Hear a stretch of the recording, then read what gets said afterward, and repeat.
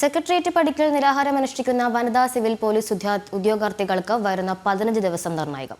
April 19 rank list കാലാവധി അവസാനിക്കാനിരിക്കെ കനിവുണ്ടാകുമെന്ന പ്രതീക്ഷയിലാണ് ഉദ്യോഗാർത്ഥികൾ. അതേസമയം നിരാഹാരമിരിക്കുന്ന ഉദ്യോഗാർത്ഥികളുടെ ആരോഗ്യനിലയിൽ ആശങ്കയാണ്.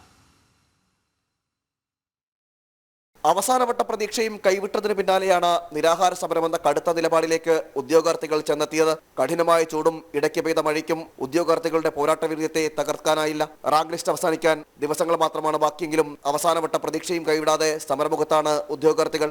ഞങ്ങൾക്ക് നല്ല രീതിയിൽ തന്നെ പ്രതീക്ഷയുണ്ട്. കഴിഞ്ഞ വർഷത്തെ ലിസ്റ്റ് നോക്കുകയാണെന്നുണ്ടെങ്കിൽ ലാസ്റ്റ് ഒരു മാസത്തിനുള്ളിൽ തന്നെ 185ഓളം വേക്കൻസി റിപ്പോർട്ട് ചെയ്തിട്ടുണ്ട്. ലിസ്റ്റ് തീരുന്നതിൻ്റെ തലേദിവസം അതിൽ വേക്കൻസി റിപ്പോർട്ട് ചെയ്തിട്ടുണ്ട്. നമുക്കും അതുപോലെ ചെയ്തുതരും തന്നെയാണ് വിശ്വാസം.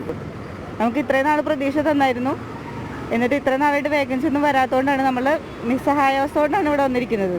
ഞങ്ങൾക്ക് അവസാന പ്രതീക്ഷയാണിത്. 19-ാം തീയതി വരെ ശക്തമായിട്ട് സമരമായിട്ട് മുന്നോട്ട് പോകാൻ തന്നെയാണ് തീരുമാനം.